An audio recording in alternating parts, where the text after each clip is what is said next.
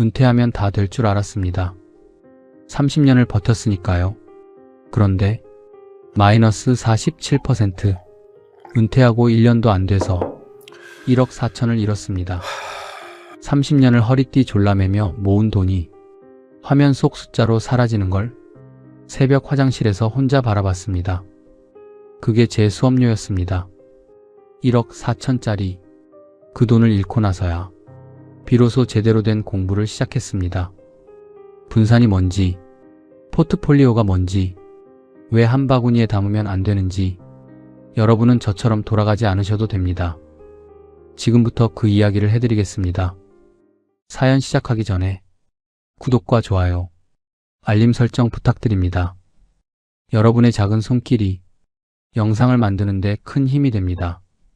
그날이 드디어 왔습니다. 2022년 2월 28일 수요일. 아침부터 하늘이 유난히 맑았습니다. 저는 그날도 평소처럼 6시 30분에 눈을 떴습니다. 30년 동안 몸에 밴 습관이었습니다. 알람이 울리기도 전에 눈이 떠지는 것.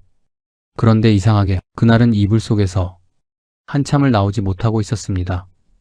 창밖을 바라보며 멍하니 있었습니다. 오늘이 마지막이구나.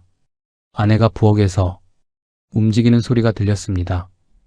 찌개 끓이는 냄새가 방까지 들어왔습니다. 저는 그제야 천천히 몸을 일으켰습니다. 세면대 앞에 섰습니다. 거울 속에 63세 남자가 서 있었습니다. 흰머리가 제법 늘었습니다. 눈 밑에 주름도 깊어졌습니다. 내가 언제 이렇게 됐지? 면도를 하면서 생각했습니다. 1992년 처음 이 회사에 들어가던 날을, 그때 저는 33살이었습니다.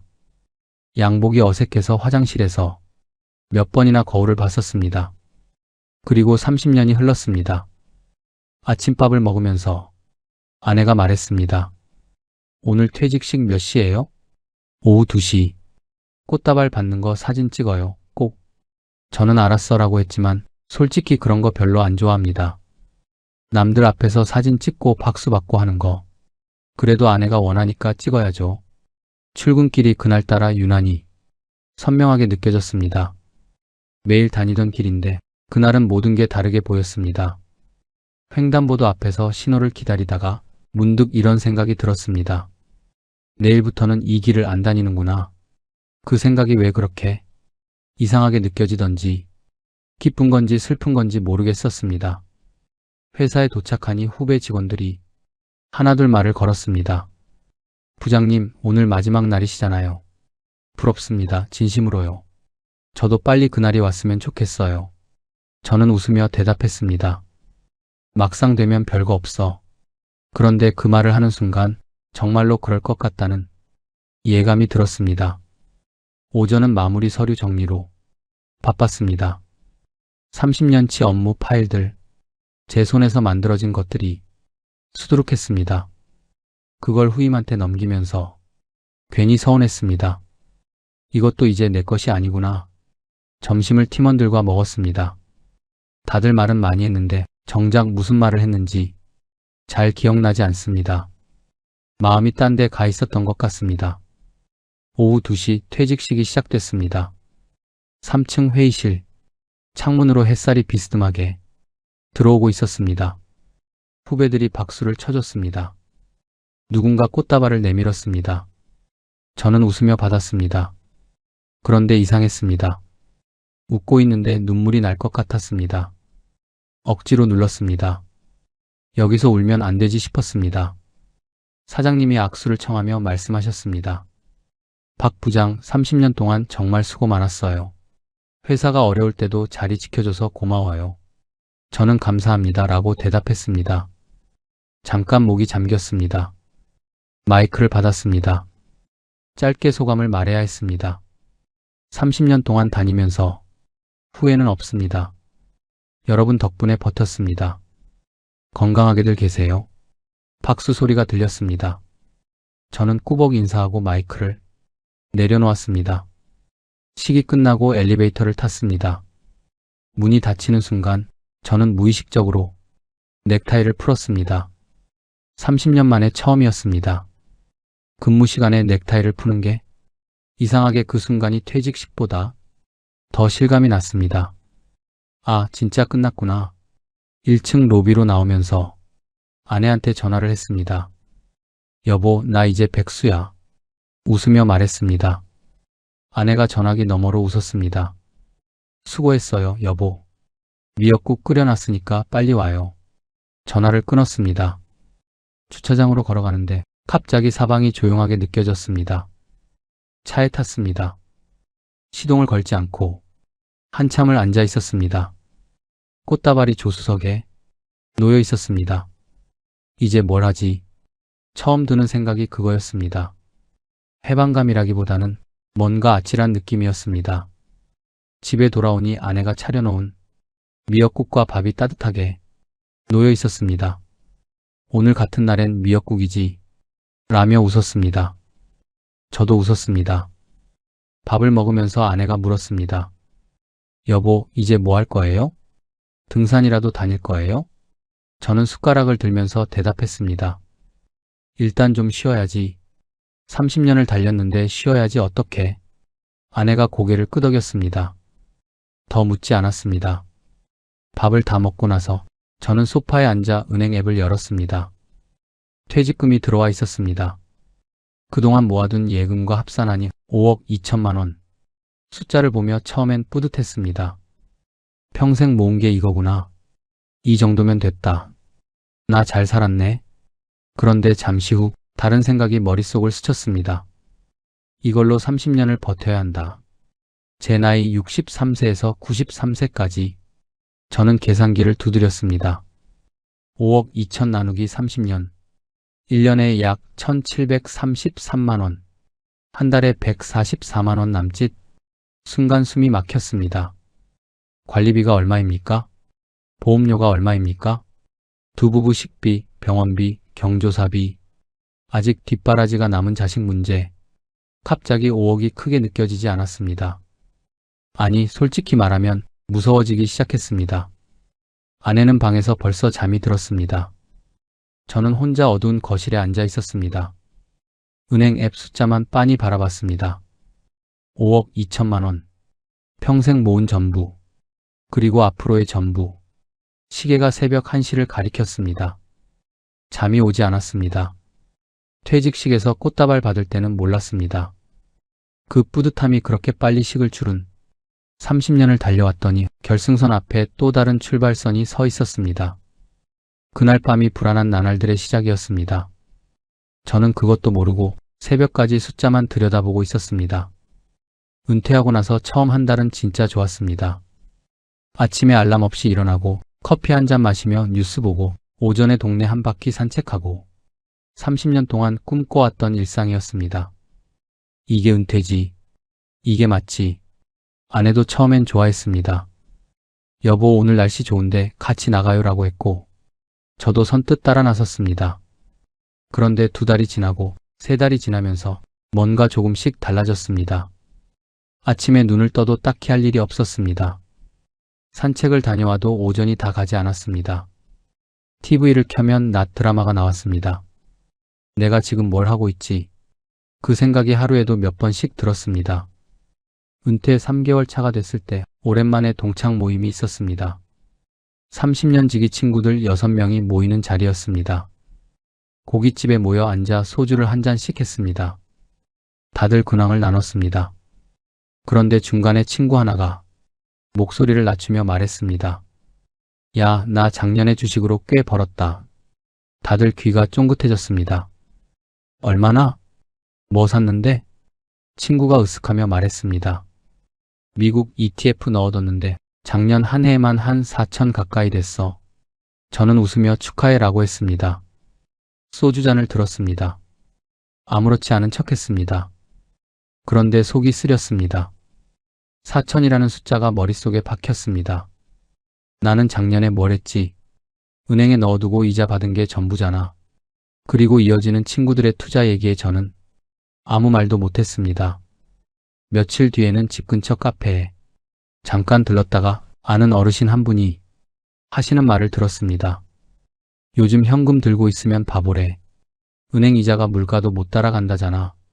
옆에 있던 분이 거들었습니다. 맞아. 우리 아들이 그러는데 요즘은 ETF가 답이래. 저는 그냥 듣고 있었습니다. 웃으며 그렇군요 했습니다. 그런데 그 말들이 집에 와서도 머릿속에서 맴돌았습니다. 현금 들고 있으면 바보. 은행 이자가 물가도 못 따라간다. 그날 저녁 저는 다시 통장을 열어봤습니다. 5억 2천만 원. 한 달 이자 약 120만 원. 처음 봤을 때는 이 정도면 되겠네 싶었는데 이제는 다르게 보였습니다. 관리비 25만 원. 각종 보험료 합쳐서 30만 원. 식비 어림잡아 50만 원. 가끔 손주 용돈에 경조사비까지 더하고 나니 이자가 이미 다 나갔습니다. 거기에 병원비, 경조사비, 공과금까지 빼고 나면 매달 원금을 까먹어야 했습니다. 이러면 안 되는데 불안이 스멀스멀 올라왔습니다. 유튜브를 켜봤습니다. 알고리즘이 재테크 상들을 추천해줬습니다. 퇴직금 굴리는 법, 은퇴 후 월급처럼 받는 방법, 60대도 늦지 않은 투자.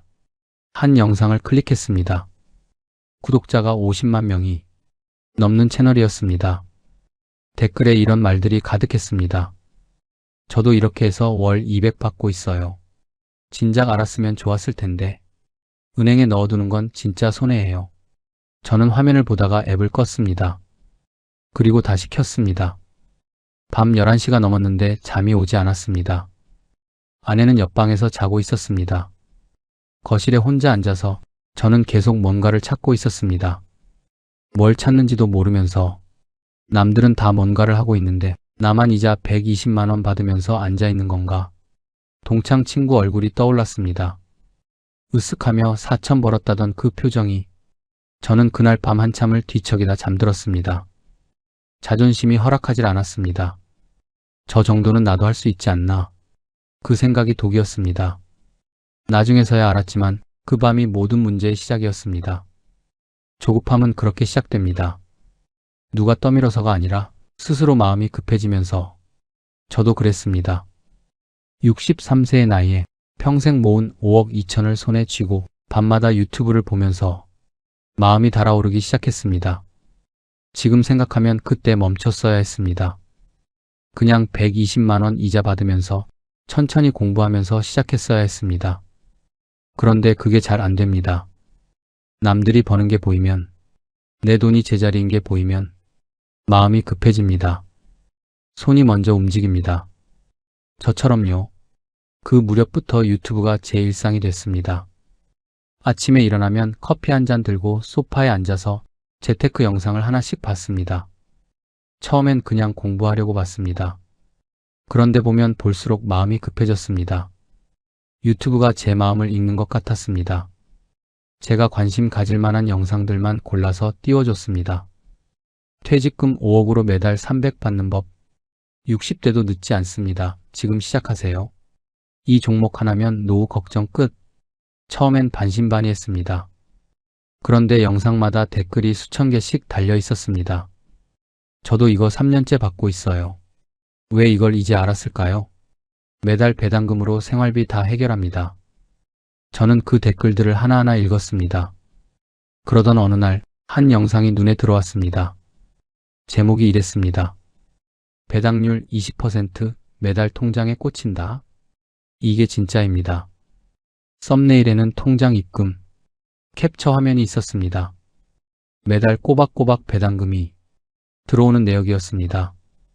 저는 그 영상을 처음부터 끝까지 봤습니다. 그리고 다시 봤습니다. 한 번 더 봤습니다. 영상 속 남자는 자신 있게 말했습니다. 이 종목은 20년 동안 배당을 한 번도 끊은 적이 없습니다. 경제 위기가 와도 배당은 나왔습니다. 지금 당장 넣어도 늦지 않습니다. 댓글창을 열었습니다. 저 이거 2억 넣었는데 매달 300 넘게 나와요. 진짜입니다. 저도 받고 있어요. 왜 은행에 넣어두셨어요? 진작 이걸 하셨어야죠. 저는 댓글을 보다가 창을 닫았습니다. 그리고 한참을 생각했습니다. 친구한테 물어볼까 생각했습니다. 광호는 이런 거 잘 아니까. 그런데 광호한테 물어보면 분명히 뜯어말릴 겁니다. 야, 그런 거 함부로 하면 안 돼. 제대로 공부하고 해. 그게 어디 쉬운 줄 알아. 그 잔소리가 듣기 싫었습니다. 아내한테는 더더욱 말 못했습니다. 또 뭔 짓 하려고요? 그 말이 나올 게 뻔했습니다. 딱 한 번만. 2억만. 배당률 20%면 한 달에 300 넘게 나오잖아. 그 생각이 머릿속을 맴돌았습니다. 며칠을 버텼습니다. 그런데 버틸수록 더 하고 싶어졌습니다. 결국 어느 날 오전 아내가 마트에 간 사이에 저는 스마트폰을 꺼내 들었습니다. 증권사 앱을 깔아야 했습니다. 앱스토어를 열었습니다. 증권사 이름을 검색했습니다. 앱을 내려받았습니다. 그런데 회원가입부터 막혔습니다. 공인인증서니 뭐니 복잡한 게 너무 많았습니다. 저는 30분을 혼자 버벅댔습니다. 버튼을 눌러도 넘어가질 않고 뭘 입력해야 하는지 모르겠고 결국 조카 수진한테 전화했습니다. 수진이는 24세 IT 회사를 다니는데 이런 거 잘 압니다. 수진아, 삼촌인데 바쁘지 않으면 잠깐 와줄 수 있어? 왜요, 삼촌? 아, 그냥 핸드폰에 앱 하나 깔아야 하는데 잘 모르겠어서. 수진이가 퇴근하고 왔습니다. 수진아, 퇴근하고 피곤할 텐데. 미안해서 어쩌지? 삼촌이 도통 이게 안 넘어가서 말이야. 아니에요, 삼촌. 근데 무슨 앱인데요? 제가 금방 해드릴게요. 수진이가 가방도 안 벗고 식탁에 앉아 제 핸드폰을 가져갔습니다. 증권사 이름을 보더니 수진이 눈이 동그래졌습니다. 고개를 갸웃하며 물었습니다. 삼촌 주식하시게요? 요새 이거 위험한데 진짜 잘 알아보고 하셔야 해요. 저는 얼버무렸습니다. 아니, 그냥 은퇴도 했고 세상 돌아가는 공부 좀 해보려고. 남들 다 한다는데 나만 모르는 것 같아서 지금 당장 하겠다는 게 아니라. 증권사 앱을 열어보더니 5분도 안 걸려서 계좌를 만들어줬습니다. 삼촌, 진짜 공부만 하셔야 돼요. 요새 유튜브 보고 이상한 거 사서 돈 날리는 어르신들 진짜 많대요. 무조건 오른다고만 하는 건 절대 사지 마세요. 알았죠? 저는 찔리는 마음을 숨기려 짐짓 허 웃었습니다. 이 녀석이 걱정 마. 수익률 몇십 % 보장. 이런 거 다 가짜예요. 세상에 공짜 돈은 없거든요. 삼촌, 사고 치면 숙모한테 제가 다 말할 거예요. 수진이가 장난스럽게 웃으며 현관문을 나섰습니다. 수진이가 멀어지는 발소리를 들으며 저는 한참을 서 있었습니다. 조카의 그 말이 마지막 경고였다는 걸 그때는 알았어야 했는데 수진이가 돌아가고 나서 저는 다시 스마트폰을 들었습니다. 증권사 앱을 열었습니다. 계좌가 만들어져 있었습니다. 잔액은 0원. 은행 앱을 열었습니다. 정기예금 해지 버튼을 눌렀습니다. 손이 떨렸습니다. 2억을 증권사 계좌로 이체했습니다. 그리고 그 종목을 검색했습니다. 유튜브에서 봤던 그 종목. 현재가를 확인했습니다. 매수 수량을 입력했습니다. 매수 버튼 앞에서 한참을 멈췄습니다. 이게 맞는 건가? 진짜 해도 되는 건가? 그래도 댓글에서 다들 좋다고 했잖아. 20년 동안 배당 한 번도 안 끊겼다고 했잖아. 버튼을 눌렀습니다. 체결됐습니다. 저는 화면을 멍하니 바라봤습니다. 2억이 주식으로 바뀌어 있었습니다. 무섭기도 했고 이상하게 가슴이 두근거리기도 했습니다. 증권사 앱 하나 깔기도 어려워서 버벅대던 제가 2억이라는 큰 돈을 매수하는 데는 1초도 걸리지 않는다는 게 한편으로 무서우면서도 큰 희열이 느껴졌습니다. 아내한테는 말하지 않았습니다. 그로부터 한 달 뒤 처음으로 배당금이 들어왔습니다. 금액을 확인했습니다. 31만 2천원. 저는 혼자 피식 웃었습니다. 진짜 나오네. 또 한 달 뒤에도 들어왔습니다. 이게 되는구나. 어리석게도 그때 저는 이런 생각을 했습니다. 내가 왜 이걸 이제 했지? 진작 할걸.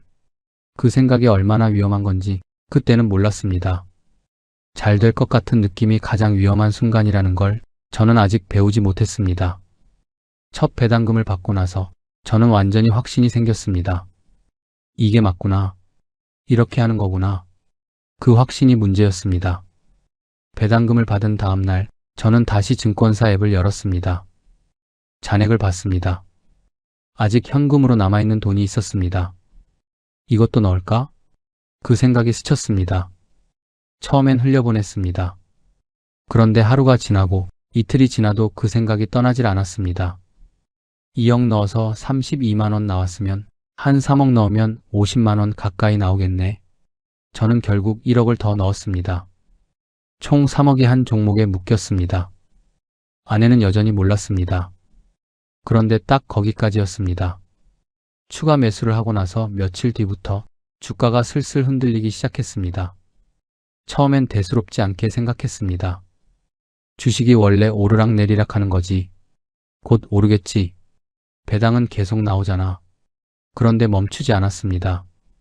마이너스 5%, 마이너스 9%, 마이너스 14%.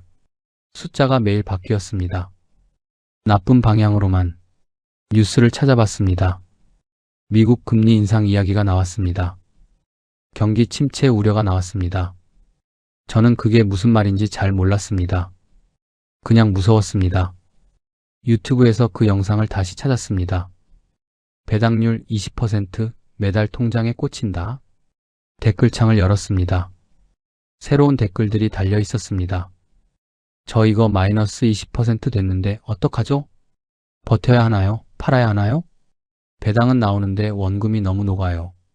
저는 화면을 껐습니다. 그날 밤부터 잠을 제대로 못 잤습니다. 새벽 2시에 눈이 떠졌습니다. 화장실에 간다는 핑계로 침대에서 일어났습니다. 변기 뚜껑을 닫고 앉아서 스마트폰을 켰습니다.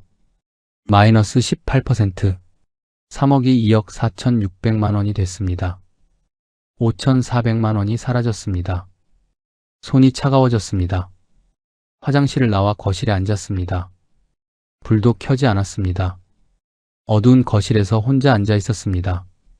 아내가 자고 있는 방문이 보였습니다. 말을 꺼낼 수가 없었습니다. 친구한테 전화할까 생각했습니다. 그런데 새벽 2시에 무슨 전화입니까? 그리고 솔직히 창피했습니다. 혼자 몰래 했다가 이 꼴이 됐으니 버텨야 하나 팔아야 하나. 그 질문이 머릿속에서 맴돌았습니다. 답을 몰랐습니다.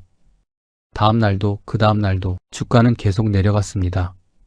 마이너스 22%, 마이너스 29%, 마이너스 35%. 배당금은 여전히 나왔습니다. 그런데 배당금 30만 원이 들어오는 동안 원금은 수백만 원씩 사라지고 있었습니다. 밥맛이 없었습니다.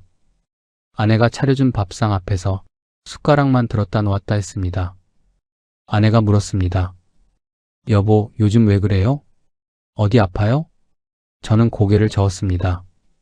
아무것도 아니야. 그 말이 목에 걸렸습니다.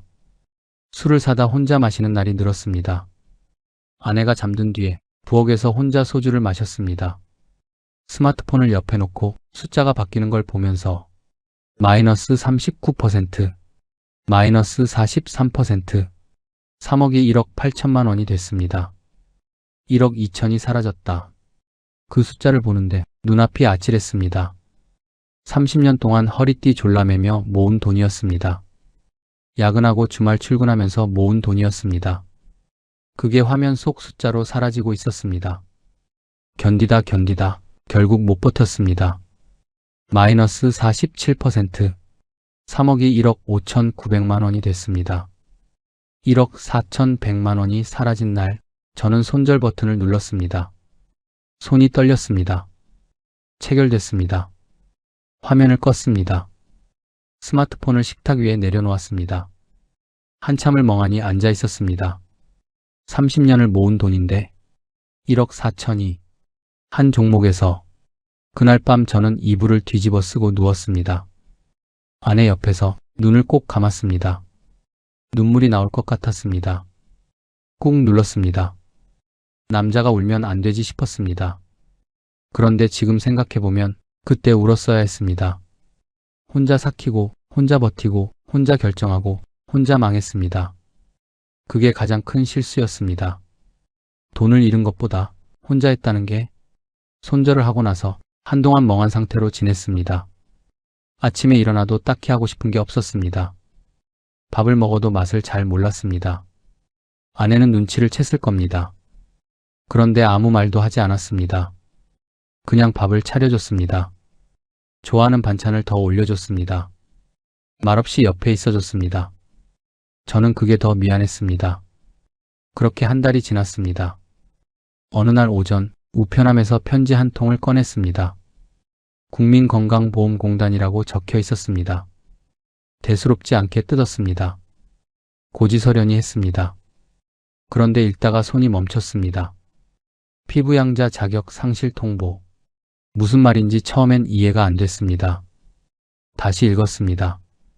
아들 밑으로 피부양자 등록이 돼 있었는데 금융소득이 연 1,000만 원을 초과해서 자격이 박탈됐다는 내용이었습니다. 저는 잠깐 멍했습니다. 금융소득? 내가 금융소득이 얼마나 됐다고? 계산을 해봤습니다. 주식을 사기 전에 정기예금 이자로 받은 것, 그리고 주식에서 받은 배당금. 합산하니 1,000만 원이 넘었습니다. 주식으로 1억 4천을 잃었는데 배당금 몇 백만 원 받은 게 소득으로 잡혀서 피부양자에서 탈락한 겁니다. 황당했습니다. 공단에 전화를 걸었습니다. 상담원이 받았습니다. 저는 따졌습니다. 내가 주식으로 손해를 엄청 봤는데요. 실제로는 돈을 잃었는데 왜 소득이 있다고 하는 거요? 상담원이 차분하게 대답했습니다. 배당소득은 주식 손익과는 별개로 소득으로 잡힙니다. 원금 손실 여부와 관계없이 배당금을 받으셨으면 금융소득으로 포함됩니다. 저는 할 말이 없었습니다. 그럼 이제 어떻게 되는 거요? 지역가입자로 전환되셔서 매달 건강보험료가 부과됩니다. 얼마나요? 재산과 소득을 기준으로 산정되는데요. 월 31만 원 정도 나오실 것 같습니다. 전화를 끊었습니다. 한참을 소파에 앉아 있었습니다. 주식으로 1억 4천을 잃었다. 그런데 건보료까지 매달 31만 원씩 내야 한다. 1년이면 372만 원이다. 머릿속이 하얘졌습니다. 더 힘든 건 따로 있었습니다. 아들한테 말해야 한다는 거였습니다. 아들 민준이는 바쁜 놈입니다. 맞벌이에 손주도 아직 어리고 자기 살기도 빠듯한 거 압니다. 그런데 아버지가 피부양자에서 탈락했다고, 그것도 주식 때문에 그렇게 됐다고 어떻게 말합니까? 사흘을 혼자 알았습니다. 결국 아들이 먼저 알았습니다. 공단에서 아들한테도 통보가 갔던 모양입니다. 민준이한테서 전화가 왔습니다. 아버지, 건강보험 피부양자 탈락 통보 받으셨어요? 저는 응하고 짧게 대답했습니다. 왜 그렇게 됐어요? 금융소득이 1,000만 원 넘었다고 나오던데. 저는 잠깐 망설였습니다. 주식 좀 했는데 배당금이 거기 잡혔나 봐. 아들이 잠시 침묵했습니다. 아버지 주식하셨어요? 응, 조금. 또 침묵이 흘렀습니다. 얼마나 하셨어요? 저는 대답하지 못했습니다. 아버지, 괜찮아, 아버지가 알아서 할게. 전화를 끊었습니다. 아들 목소리에서 느껴졌습니다. 당혹감인지 걱정인지 아니면 실망인지 정확히 뭔지는 몰라도 그 감정이 전화기 너머로 고스란히 느껴졌습니다. 저는 전화를 끊고 나서 아들 얼굴이 떠올랐습니다. 어릴 때 그 녀석이 생각났습니다. 초등학교 때 운동회에서 달리기 1등하고 저한테 달려오던 모습? 그때 저는 그 녀석한테 뭐든 해줄 수 있는 아버지였습니다. 그런데 지금은 30년 동안 한 번도 손 벌린 적 없었는데, 한 번도 짐이 된 적 없었는데, 눈이 뜨거워졌습니다. 안방으로 들어가 문을 닫았습니다. 몇 분 뒤 아내가 방으로 따라 들어왔습니다. 아들이 아내에게 전화를 했나 봅니다. 아내가 아무 말 없이 옆에 앉았습니다. 한참 뒤에 아내가 조용히 말했습니다. 당신 주식했어요? 민준이한테 전화 왔어요. 아버지가 주식하신 것 같다고. 얼마나 한 거예요? 저는 고개를 숙인 채 아무 말도 하지 못했습니다. 아내가 제 거친 손을 가만히 잡았습니다. 요즘 당신 밥도 제대로 못 먹고 밤마다 거실에서 혼자 술 마시는 거 나 다 알고 있었어요. 그냥 당신이 말해줄 때까지 기다린 건데 상황이 많이 안 좋은 거예요? 아내가 잠시 숨을 고르더니 정말 묻고 싶지 않은 질문을 아주 낮은 목소리로 꺼냈습니다. 여보, 주식 얼마나 잃었어요? 우리 노후 자금 다 없어진 거예요? 저는 대답 대신 입술을 꽉 깨물었습니다. 아내는 더 독촉하지 않았습니다. 그냥 제 손을 더 꽉 쥘 뿐이었습니다. 그 침묵이 어떤 비명보다 더 무겁게 제 어깨를 눌렀습니다. 그날 저는 처음으로 생각했습니다. 내가 너무 혼자 하려고 했구나. 적어도 아내와 상의는 했어야 했는데 왜 말을 안 했을까? 돈을 잃은 것보다 혼자 끙끙 앓다가 아내한테, 아들한테 들킨 그 순간이 더 창피하고 더 힘들었습니다. 늦게 배운 교훈이었습니다. 자존심은 지키는 게 아니라는 걸. 그날 이후로 아내는 아무것도 묻지 않았습니다. 밥을 차려줬습니다. 좋아하는 된장찌개를 끓여줬습니다. 그냥 옆에 있어줬습니다. 저는 그게 더 힘들었습니다. 차라리 한 소리 들으면 나을 것 같았습니다. 그렇게 며칠이 지났습니다. 어느 저녁이었습니다. 아내가 밥상을 차리다가 말했습니다. 아무렇지 않은 듯 조용한 목소리로, 여보, 정말 이대로 괜찮은 거예요? 당신이 말을 해야 내가 알고라도 있죠. 짧은 말이었습니다. 제 손이 공중에서 멈췄습니다. 돈 잃은 것도 속상하지만 당신이 그렇게 혼자 소갈이 하는 거 보니까 겁이 나서 그래요. 아내는 더 말하지 않았습니다. 그런데 그 말이 밥을 먹는 내내, 설거지 소리가 들리는 내내 제 귓가에 맴돌았습니다. 이대로 괜찮은 걸까요?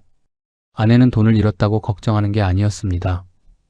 가장인 제가 길을 잃고 헤매는 모습, 그리고 무너진 우리의 노후 계획을 두려워하고 있었던 겁니다. 아내가 30년 동안 저를 믿고 따라왔습니다. 직장 다닐 때는 제가 월급을 가져왔습니다. 아내는 그 돈으로 살림을 꾸렸습니다. 군말 없이. 그런데 지금은 제가 믿을 구석이 없었습니다. 새벽에 눈이 떠졌습니다. 천장을 바라보다가 조용히 일어났습니다. 거실에 앉아서 한참을 생각했습니다. 이대로는 안 된다.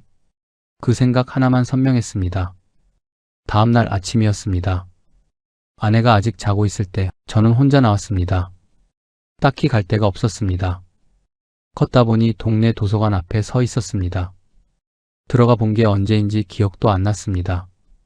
문을 열고 들어갔습니다. 평일 오전이라 사람이 많지 않았습니다. 조용했습니다. 저는 천천히 걸었습니다. 경제 코너를 찾았습니다. 책들이 빼곡히 꽂혀 있었습니다. 주식 투자의 정석, ETF로 월급 받기, 워런 버핏의 투자 원칙, 자산 배분 포트폴리오. 저는 한참을 서서 제목들을 읽었습니다. 이상하게 창피했습니다. 64세 남자가 이런 데 서서 기초 투자책을 고르고 있다는 게. 그래도 꺼내 들었습니다. 자산 배분이라는 단어가 들어간 책이었습니다. 테이블로 가져가서 펼쳤습니다. 첫 장을 읽었습니다. 모든 자산을 한 곳에 담지 마라. 계란을 한 바구니에 담지 않는 것처럼 자산도 나눠 담아야 한다. 저는 그 문장 앞에서 한참 멈췄습니다. 한 바구니. 저는 3억을 한 종목에 담았습니다. 책에 나온 가장 기본적인 원칙을 저는 몰라서 어긴 게 아니었습니다. 알고 싶지 않았던 겁니다. 빨리 돈을 벌고 싶었던 겁니다. 책장을 넘겼습니다. 분산 투자, 리밸런싱, 장기 투자, 분할 매수. 처음 보는 단어들이 아니었습니다. 어디선가 들어본 말들이었습니다. 그런데 제대로 이해한 적이 없었습니다. 그냥 흘려들었습니다. 귀찮아서, 복잡해 보여서, 나는 그냥 배당만 받으면 되는 줄 알았으니까. 2시간을 앉아 읽었습니다.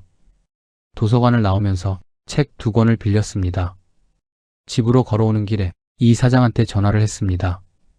광호는 제가 주식 얘기를 꺼내면 늘 잔소리부터 했습니다. 그래서 그동안 피했습니다. 그런데 그날은 그 잔소리가 듣고 싶었습니다. 전화를 걸었습니다. 광호가 받았습니다. 덕수야. 웬일이야? 저는 잠깐 망설였습니다. 광호야. 응. 나 주식 좀 가르쳐줘. 전화기 너머로 잠깐 침묵이 흘렀습니다. 광호가 아무것도 묻지 않았습니다. 그래, 잘 생각했다. 내일 보자. 전화를 끊었습니다. 걸음을 멈추고 하늘을 올려다봤습니다. 구름이 지나가고 있었습니다. 창피했습니다. 64세의 친구한테 투자 공부를 가르쳐 달라고 하는 게. 그런데 이상하게 전화를 끊고 나니 마음이 조금 가벼웠습니다. 혼자 끙끙 앓던 시간보다 가르쳐줘 한마디 하는 게 훨씬 쉬운 일이었습니다. 그걸 왜 이제 알았을까요? 집에 들어오니 아내가 물었습니다. 어디 갔다 왔어요? 저는 빌려온 책 2권을 식탁 위에 올려놨습니다. 아내가 제목을 봤습니다. 아무 말 하지 않았습니다. 그냥 웃었습니다. 그 웃음이 그동안 제가 받은 어떤 말보다 따뜻하게 느껴졌습니다. 다음날 아침 친구 철물점으로 찾아갔습니다. 문을 열고 들어가니 광호가 카운터 뒤에 앉아 있었습니다. 저를 보더니 아무 말 없이 일어났습니다. 가자, 커피나 한잔 하자. 옆 카페로 자리를 옮겼습니다. 마주 앉았습니다. 광호가 먼저 물었습니다. 얼마나 잃었어? 저는 잠깐 망설였습니다. 그냥 말했습니다. 1억 4천. 광호가 표정 하나 안 바꾸고 고개를 끄덕였습니다. 화내지 않았습니다. 혀를 차지도 않았습니다. 그냥 커피를 한 모금 마셨습니다. 몇 종목에 넣었어? 한 종목. 얼마 넣었어? 3억. 광호가 잠시 눈을 감았다가 떴습니다. 그래, 이제 알았으면 됐어. 수업료 낸 거야. 저는 쓴웃음이 나왔습니다. 1억 4천짜리 수업료가 어딨어? 광호가 말했습니다. 덕수야, 나도 처음에 잃었어. 너보다 적게 잃었지만 나도 한 종목에 몰빵했다가 털린 적 있어. 그때 배웠어. 저는 몰랐습니다. 광호가 그런 적이 있는 줄. 그 다음부터 어떻게 했는데? 광호가 스마트폰을 꺼냈습니다. 메모장을 열었습니다. 나눠 담는 거야. 한 바구니에 다 담으면 안 돼. 주식, 채권, 금, 현금. 이 4가지로 나눠. 저는 받아 적었습니다. 주식은 오를 때 오르고, 채권은 주식이 떨어질 때 버텨주고, 금은 세상이 흔들릴 때 오르고, 현금은 기회가 왔을 때 쓰는 거야. 그걸 어떻게 나눠? 각각 25%씩. 100이 있으면 주식에 25, 채권에 25, 금에 25, 현금으로 25 갖고 있어. 저는 적으면서 물었습니다. 그게 다야? 광호가 웃었습니다. 응, 그게 다야. 근데 이게 제일 어려워. 왜? 사람 마음이 그걸 못 지키거든. 주식이 오르면 주식을 더 사고 싶고, 떨어지면 다 팔고 싶고, 그 마음을 이기는 게 제일 어려워. 저는 고개를 끄덕였습니다. 누구보다 잘 알았습니다. 그 마음을 못 이겨서 1억 4천을 잃었으니까. 광호가 계속 말했습니다. 그리고 한꺼번에 사지 마. 매달 조금씩 사. 이번 달에 좀 사고, 다음 달에 또 좀 사고. 시장이 떨어지면 더 사지는 거야. 왜 떨어질 때 더 사? 똑같은 돈으로 더 많이 살 수 있으니까. 마트에서 세일하면 더 사잖아. 주식도 똑같아. 저는 그 말이 마음에 닿았습니다. 세일할 때 더 산다. 그렇게 생각하니 이해가 됐습니다. 광호와 2시간을 앉아 얘기했습니다. 집에 돌아오는 길에 받아 적은 메모를 다시 읽었습니다. 주식 25%, 채권 25%, 금 25%, 현금 25%, 매달 조금씩, 떨어지면 더 사기, 1년에 한 번 비율 맞추기. 복잡하지 않았습니다. 그런데 왜 이걸 진작 몰랐을까요? 아니, 왜 알려고 하지 않았을까요? 집에 들어와 남은 돈을 확인했습니다.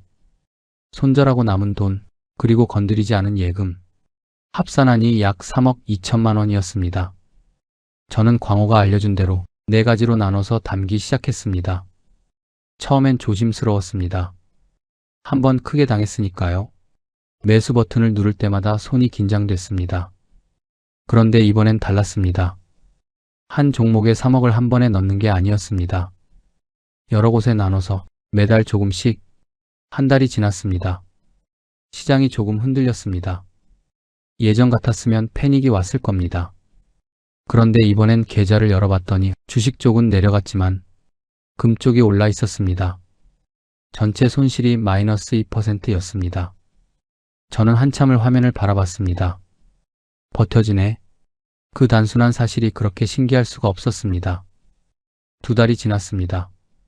3달이 지났습니다. 시장이 또 흔들리는 날이 있었습니다. 친구 단톡방에 글이 올라왔습니다. 야, 나 이번에 또 날렸다. 나도 반토막. 주식은 진짜 못하겠다. 저는 조용히 제 계좌를 열어봤습니다. 주식은 내려갔습니다. 채권은 제자리였습니다. 금은 올라 있었습니다. 전체 손실 마이너스 3%. 단톡방에 답장을 하지 않았습니다. 뭐라고 해야 할지 몰랐습니다. 예전에 저도 저 친구들이랑 똑같았으니까요. 아내가 옆에서 물었습니다. 여보, 요즘 주식 어때요? 뉴스 보니까 많이 떨어졌던데. 저는 처음으로 자신 있게 대답했습니다. 나는 괜찮아. 아내가 눈을 동그랗게 떴습니다. 진짜요? 응, 진짜. 아내가 웃었습니다.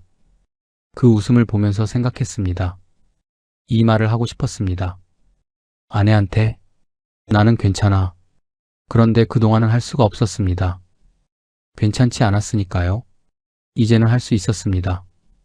천천히 가는 게 제일 빠른 길이라는 말, 저는 그 말을 머리로는 알았습니다. 그런데 몸으로 알게 된 건 1억 4천을 잃고 나서였습니다. 빨리 가려다가 넘어졌고, 넘어지고 나서야 천천히 걷는 법을 배웠습니다. 돌아가는 길이 더 빠를 때가 있습니다. 저는 그걸 뒤늦게 배웠습니다. 그렇게 시간이 흘렀습니다. 광호한테 배운 대로 매달 조금씩 사고, 떨어지면 더 사고, 1년에 한 번 비율을 맞췄습니다. 화려하지 않았습니다. 극적인 일도 없었습니다. 그냥 꾸준했습니다. 은퇴하고 1년 차에는 겁도 없이 덤볐습니다. 2년 차에는 바닥에서 다시 시작했습니다. 3년 차에는 조금씩 자리를 잡았습니다. 그리고 4년 차가 됐습니다. 어느 25일 아침이었습니다. 눈을 떴습니다. 스마트폰을 집었습니다. 예전 같았으면 주가 확인이 먼저였습니다. 그런데 이제는 달랐습니다. 알림창을 열었습니다. 배당금 입금 알림이 와 있었습니다. 금액을 확인했습니다. 목표한 300에는 아직이지만 예전 은행 이자보다는 많았습니다. 저는 말없이 일어났습니다. 부엌으로 갔습니다. 아내가 아침을 준비하고 있었습니다. 스마트폰을 내밀었습니다. 아내가 화면을 봤습니다. 아무 말도 하지 않았습니다. 그냥 웃었습니다. 저도 웃었습니다. 말이 필요 없었습니다. 아내가 다시 가스불을 켰습니다. 저는 냉장고에서 물을 꺼냈습니다. 평범한 아침이었습니다. 그런데 그 평범함이 예전엔 그렇게 갖고 싶었는데 가질 수 없었던 것이었습니다. 밥을 먹으면서 아내가 말했습니다. 여보, 오늘 저녁에 삼겹살 먹을까요? 저는 웃으며 대답했습니다. 그래, 소주도 한잔하자. 예전엔 그런 말이 나오기가 어려웠습니다. 돈 걱정이 앞섰습니다.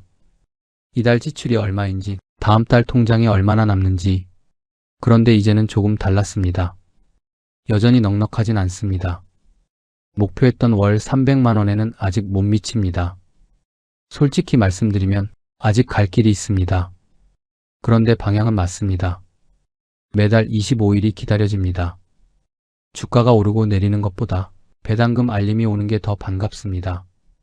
시장이 흔들리는 날에도 예전처럼 화장실에서 몰래 앱을 열지 않습니다. 아내 앞에서 나는 괜찮아라고 말할 수 있습니다. 그게 제가 4년 동안 배운 전부입니다. 저녁에 아내와 동네 고깃집에 갔습니다. 삼겹살을 구우면서 아내가 말했습니다. 여보, 그때 많이 힘들었죠? 저는 고기를 뒤집으면서 대답했습니다. 응, 힘들었지. 아내가 소주잔을 들었습니다. 저도 들었습니다. 그래도 잘 됐네요. 짧은 말이었습니다. 저는 그 말이 좋았습니다. 잔을 부딪혔습니다. 집으로 돌아오는 길에 아내와 나란히 걸었습니다. 가로등 불빛 아래 두 사람 그림자가 나란히 길게 늘어졌습니다. 저는 걸으면서 생각했습니다. 은퇴하던 날 밤 거실에서 혼자 5억 2천을 바라보며 잠 못 이루던 그 남자가 떠올랐습니다. 그때 그 남자는 몰랐습니다. 5억이 문제가 아니었습니다. 얼마를 갖고 있느냐가 아니라 그 돈을 어떻게 다루느냐가 문제였습니다. 빨리 벌려고 하면 빨리 잃습니다. 혼자 하려고 하면 더 많이 잃습니다. 저는 그걸 1억 4천 주고 배웠습니다. 지금 이 글을 보고 계신 분들께 말씀드리고 싶습니다. 늦게 시작해도 됩니다. 저도 다시 시작했습니다. 그런데 한 가지만 기억해 주세요. 빨리 가려고 하지 마세요. 저처럼 돌아가지 않으셔도 됩니다. 1억 4천짜리 수업료는 여러분은 내지 않으셔도 됩니다. 한 바구니에 담지 마세요. 조금씩 나눠 담으세요. 매달 조금씩 사세요. 떨어져도 팔지 마세요. 그게 다입니다. 화려하지 않습니다. 재미도 없습니다. 그런데 매달 25일이 기다려집니다. 아내와 삼겹살을 먹으러 갈 수 있습니다. 나는 괜찮아라고 말할 수 있습니다. 그걸로 충분합니다. 저는 아직 배우는 중입니다. 투자의 정답은 없습니다. 다만 혼자 몰래 하는 건 정답이 아니더라고요. 저는 그걸 1억 4천 주고 배웠습니다. 여러분은 이 영상 하나로 배우셨으면 합니다. 부족한 제 이야기가 조금이나마 와닿으셨다면 구독과 좋아요, 알림 설정 버튼으로 응원 부탁드립니다. 여러분의 노후에 평안이 깃들기를 진심으로 기원합니다. 끝까지 시청해주셔서 감사합니다. 내가 사면 떨어지고 내가 팔면 귀신같이 오른다. 주식판의 이 잔인한 저주가 60이 넘은 나이에 다시 재현될 줄은 몰랐습니다. 대한민국 1위 기업이니까 절대 망하지 않을 거라 믿고 안심하며 들어갔던 삼성전자. 하지만 그 안전하다던 금고는 1년 넘게 제 피만 말렸습니다. 결국 2억 3천만 원 손실을 확정하고 전량 던져버렸습니다. 그리고 그 돈 전부를 무섭게 치솟던 네이버에 밀어넣었습니다. 이번만큼은 내 눈을, 내 촉을 확실하게 믿으면서 말이죠. 그런데 그 결단을 내린 바로 그날부터 잔인한 운명의 장난이 시작됐습니다. 삼성전자를 버리고 네이버를 선택한 60대 은퇴자, 그 위험한 도박의 결말을 공개합니다. 사연 시작하기 전에 구독과 좋아요, 알림 설정 부탁드립니다. 여러분의 작은 손길이 영상을 만드는데 큰 힘이 됩니다. 저는 그날을 지금도 잊지 못합니다. 서류 몇 장의 도장을 찍고 악수 한번 나누고 나니 30년 가까이 지켜온 업체가 남의 손으로 넘어갔습니다. 사무실 불을 마지막으로 끄던 그 순간 손이 조금 떨렸습니다. 허탈하다는 게 이런 건가 싶었습니다. 슬프지도 않고 기쁘지도 않고 그냥 아무것도 없는 느낌. 오래된 건물에서 바람이 다 빠져나간 것처럼 텅 빈 느낌이었습니다. 저는 29에 시작했습니다. 작은 트럭 한 대로 건축자재 납품을 시작해서 40줄이 넘어갈 무렵엔 직원도 열어두고 거래처도 수십 곳이 넘는 업체로 키워놨습니다. 콘크리트 냄새, 철근 녹슨 냄새, 여름 현장의 땀 냄새. 그게 제 30년이었습니다. 그런데 언제부터인가 현장이 조용해지기 시작했습니다. 건설 경기가 꺾이면서 거래처들이 하나둘 문을 닫거나 대형 유통업체로 거래를 돌렸습니다. 버텨보려 했습니다. 몇 년을 버텼습니다. 그래도 결국엔 때를 알아야 한다고 스스로를 설득했습니다. 미련보다는 정리가 낫다고. 그렇게 업체를 정리하고 손에 쥔 돈이 10억이었습니다. 10억. 숫자로 보면 크게 느껴지지만 저한텐 그냥 30년이었습니다. 30년을 녹여서 통장에 담아놓은 것. 다시는 이런 돈을 만질 수 없다는 걸 뼛속으로 알고 있었습니다. 그래서 무서웠습니다. 이 돈을 어떻게 해야 하나? 업체 정리하고 나서 한 달은 그냥 아무것도 안 했습니다. 통장만 들여다봤습니다. 10억이라는 숫자가 거기 있는데 손을 댈 수가 없었습니다.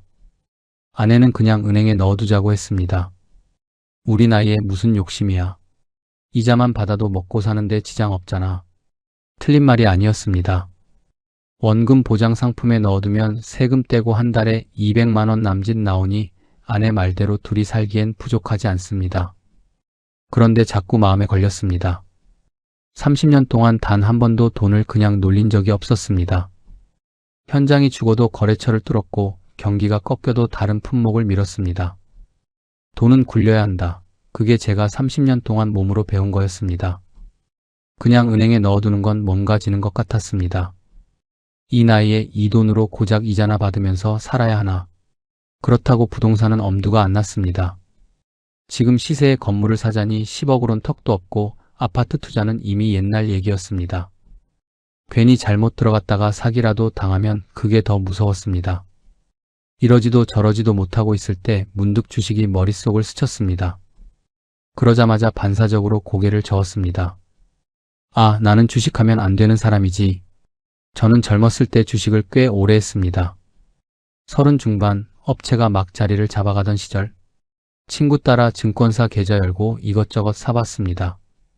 처음엔 조금 벌었습니다. 그러니까 더 깊이 들어갔지요. 결과는 뻔했습니다.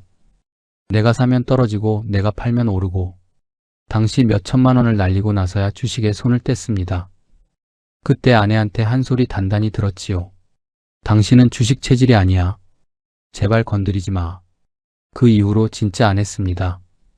무서웠으니까. 한 번 된 게 워낙 컸으니까. 그런데 그 마음이 2달이 지나고 3달이 지나도 자꾸 다시 올라왔습니다. 유튜브를 보다가 삼성전자 관련 영상이 하나 걸렸습니다. 삼성전자는 망하지 않습니다. 그 한마디가 귀에 꽂혔습니다. 삼성전자, 대한민국 부동의 1위 기업, 반도체 세계 1위. 이 회사가 망하면 대한민국이 망하는 거 아닌가. 영상을 하나 보고 나서 또 보고 또 검색하다 보니 어느새 새벽 1시가 넘어 있었습니다. 그날 이후로 한 달을 더 고민했습니다. 삼성전자를 사고 싶다는 마음과 절대 안 된다는 마음이 매일 번갈아 가면서 올라왔습니다. 지금 8만 원대가 바닥입니다. 반도체 사이클상 이 가격은 역사적 저점입니다. 3년만 기다리면 2배는 갑니다. 이런 말들이 매일 귀에 들어왔습니다. 2배, 10억이 20억이 된다. 그 숫자가 머릿속에서 떠나질 않았습니다. 그러다 어느 날 저녁, 오래된 거래처 사장님 한 분과 오랜만에 저녁 자리를 했습니다. 그분도 비슷한 시기에 사업을 정리한 분이었는데 소주 한 잔 걸치고 나서 이런 말씀을 하셨습니다.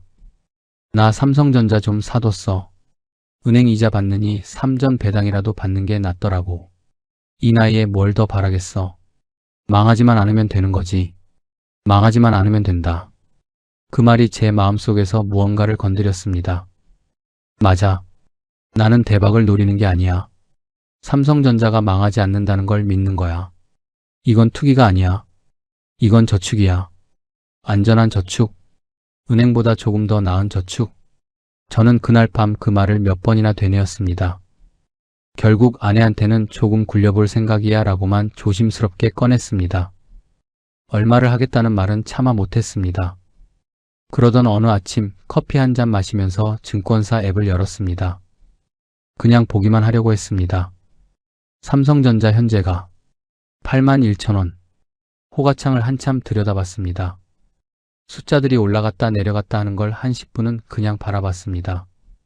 그러다 저도 모르게 손가락이 움직였습니다. 매수 버튼을 누르고 창을 채워나갔습니다. 10억이라는 전 재산을 다 집어넣기 위해 숫자 뒤에 0을 몇 개나 더 붙여야 하는지 손가락이 덜덜 떨렸습니다. 확인 버튼 위에서 손가락이 멈췄습니다. 10초, 20초. 괜찮아. 삼성전자야, 망하지 않아. 이건 저축이야. 화면을 꾹 눌렀습니다. 매수 완료. 12,000주. 통장에 10억 원이 전부 주식으로 바뀐 순간이었습니다.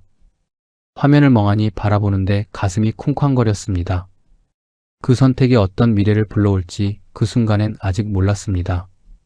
매수 버튼을 누르고 나서 처음 며칠은 하루에도 수십 번씩 앱을 열었다 닫았다 했습니다. 81,000원, 83,000원, 다시 8만원.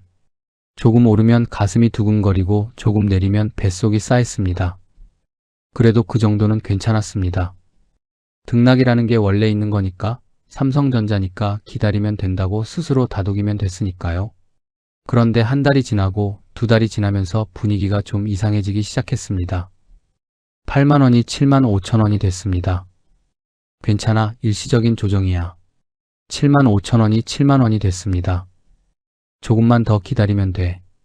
7만원이 6만 5천원이 됐습니다.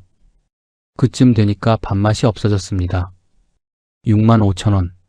제가 8만 1천원에 샀으니 손실이 벌써 2억 원에 가까웠습니다. 2억 원. 업체 운영할 때 현장 직원들 몇 달치 월급에 트럭 굴리던 기름값까지 다 합친 생돈이 그냥 공중으로 사라진 셈이었습니다. 숫자로 따지면 그랬습니다. 아내한테는 끝내 말을 못했습니다. 요즘 주식이 좀 내렸어 라고만 얼버무렸지 얼마나 녹아내렸는지는 차마 입이 떨어지지 않았습니다. 그나마 스스로 버틸 수 있었던 건 그래도 삼성전자니까라는 마지막 믿음이었습니다. 반도체 사이클이 있다. 지금은 겨울이지만 봄이 오면 반드시 오른다. 유튜브에서 전문가들이 그렇게 말했고 유명 증권사 리포트에서도 그렇게 썼으니까요. 저는 그 말줄기를 생명줄처럼 붙잡고 버텼습니다. 그런데 주식시장에서 아무것도 안 하고 버틴다는 게 이렇게 피를 말리는 일인 줄은 정말 몰랐습니다. 업체 운영할 때도 죽을 만큼 어려운 시절이 있었습니다. 건설 경기 꺾이고 거래처 줄줄이 부도나서 빠져나갈 때 직원들 월급 걱정에 눈앞이 캄캄해져 밤새 거래처 명부를 뒤지던 시절.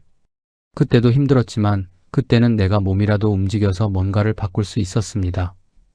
발품을 팔아 단가를 맞추든 새로운 거래처를 뚫든 내가 움직이면 조그마한 구멍이라도 보였습니다. 하지만 주식은 달랐습니다. 대기업 주주가 되었다는데 정작 내가 할 수 있는 건 손가락 하나 까딱할 수 없는 무력함 뿐이었습니다. 그저 거실 소파에 앉아 내 30년이 녹아든 숫자가 깎여나가는 걸 멍하니 바라봐야 했습니다. 그 무력감이 사람을 가장 미치게 만들었습니다. 6만 원대로 내려앉은 삼성전자는 그 뒤로 자석이라도 붙은 듯 거의 움직이지 않았습니다. 6만 2천 원, 6만 원, 다시 6만 3천 원, 그리고 6만 1천 원. 끝없는 제자리 걸음이었습니다. 한 달이 그렇게 가고 두 달이 그렇게 흘렀습니다. 매일 아침 눈을 떠 앱을 열어봐도 화면은 늘 파란불에 박제되어 있었습니다. 처음엔 하루에 수십 번 열던 앱을 나중엔 열기가 무서워졌습니다. 열어봤자 달라진 게 없다는 걸 확인하는 것 자체가 거대한 스트레스였습니다. 그렇게 잔인한 1년이 흘렀습니다. 1년 동안 삼성전자는 6만 원대에서 꼼짝을 안 했습니다. 저는 그 사이 조금씩 피폐해지고 있었습니다. 아내와 저녁을 먹다가도 멍하니 핸드폰을 만지작거리고 겨우 잠이 들려다가도 삼전 주가 생각에 다시 번쩍 눈이 떠지고 은퇴 후에 누리고 싶었던 평온한 삶은 이미 간데 없었습니다. 그러던 어느 주말이었습니다. 독립해서 살던 아들 녀석이 오랜만에 집에 왔습니다. 저녁을 먹고 거실에서 텔레비전을 보는데 아들이 핸드폰 화면을 들여다보다가 불쑥 혼잣말처럼 얘기를 꺼내더군요. 아버지, 요즘 네이버 주가 장난 아니던데요? 18만 원 바닥기던 게 벌써 22만 원까지 치고 올라왔어요. 저는 애써 텔레비전의 시선을 고정하며 모른 척했습니다. 하지만 그 네이버라는 세 글자가 송곳처럼 머릿속에 와서 박혔습니다. 그날 밤 아내와 아들이 모두 잠든 새벽, 저는 이불 속에서 숨을 죽인 채 핸드폰을 켜고 네이버 주가를 검색했습니다. 22만 원. 차트를 보니 지난 몇 달간의 부진을 비웃기라도 하듯 매서운 장대양봉을 그리며 수직으로 올라가고 있었습니다. 저는 한참 동안 그 초록색 차트를 들여다보았습니다. 그리고 제 주식 계좌를 열었습니다. 삼성전자 6만 1천 원. 평가 손실 2억 4천만 원. 어두운 방 안에서 저는 이 두 화면을 몇 번이고 번갈아 가며 보았습니다. 저 멀리 시원하게 날아가는 버스와 진흙탕에 바퀴가 빠져 기어다니는 내 차. 그날 밤은 유독 새벽바람이 차가웠고 저는 아주 오래도록 잠들지 못했습니다. 다음 날도 그 다음 날도 눈을 뜨면 내 주식보다 네이버 주가를 먼저 확인하는 이상한 버릇이 생겼습니다. 22만 원이던 게 어느새 23만 원이 되고 23만 원이 24만 원이 되더니 마침내 어느 아침 네이버가 25만 원을 돌파했다는 속보가 떴습니다. 창밖을 멍하니 바라보며 깊은 생각에 잠겼습니다. 삼성전자에 10억을 묻어둔 지 벌써 1년이 넘었고 그 사이 내 돈은 2억이 넘게 녹아내렸습니다. 그런데 저 주식은 나를 비웃듯 저 혼자 저렇게 불타오르며 달려가고 있었습니다. 내 판단이 완전히 잘못된 것 같다. 평생 주식에서 지기만 했던 불길한 패배감이 처음으로 머릿속에 아주 선명하게 고개를 들기 시작했습니다. 그날 이후로 머릿속이 조용할 날이 없었습니다. 낮에는 억지로 다른 생각을 하려 해도 어느 순간 정신을 차려보면 다시 그 두 숫자로 돌아와 있었습니다. 삼성전자 6만 원대, 네이버 25만 원. 자려고 누우면 증상이 더 심해졌습니다. 아내 옆에서 조용히 눈을 감고 있어도 머릿속에선 끝없이 계산기가 돌아갔습니다. 네이버가 지금 25만 원인데 내가 저번 달에 3전을 팔고 거기 넣었으면 지금쯤 얼마가 됐을까? 그 계산 끝에 나오는 숫자를 마주하면 등줄기에 식은땀이 흘렀습니다. 이러지 말아야지, 생각하지 말아야지 하면서도 손가락은 자꾸만 주가 차트를 새로 고침하고 있었습니다. 주식 커뮤니티도 들여다보기 시작했습니다. 처음엔 삼성전자 주주방만 찾아봤는데 어느 순간부터 저도 모르게 네이버 게시판을 열고 있더군요. 네이버 이번엔 진짜 전고점 뚫는다. AI 수혜주 중에 이만큼 확실하고 저평가된 게 없다. 지금 25만 원도 지나고 보면 완전 바닥이다.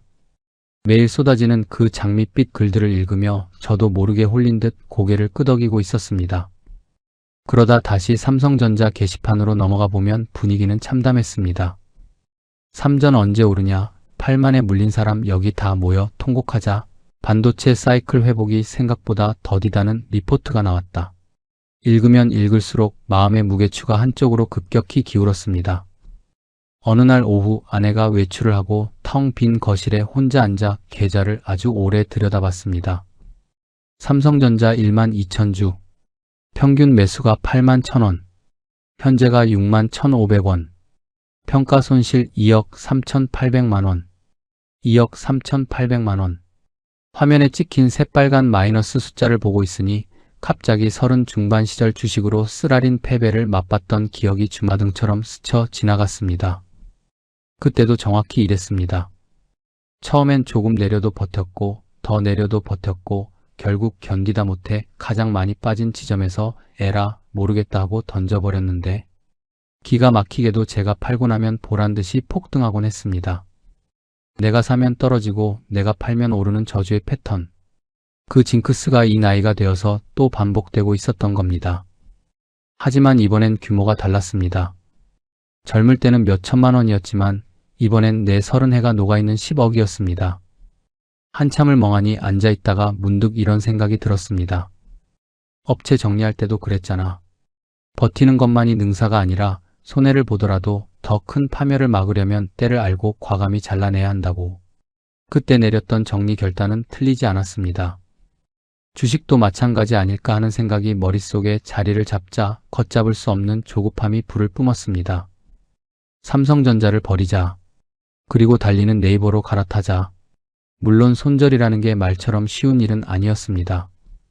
무려 2억 3천만 원이라는 거금을 허공에 날리고 손실을 확정짓는다는 건 머리로는 이해가 돼도 가슴이 찢어지는 일이었습니다. 만약 내가 팔았는데 3전이 오르면 어떡하지? 그 공포심에 며칠을 더 앓았습니다. 그러던 어느 아침 핸드폰 상단의 증권사 앱 알림이 띠링하고 울렸습니다. 외국인 연속 순매수 1위 종목 네이버. 그 문장을 보는 순간 머릿속에서 끊어질 듯 팽팽했던 줄이 탁 하고 끊어지며 마음이 굳어버렸습니다. 외국인들이 쓸어 담고 있구나. 나만 지금 이 마지막 급행버스를 놓치고 소외당하고 있구나.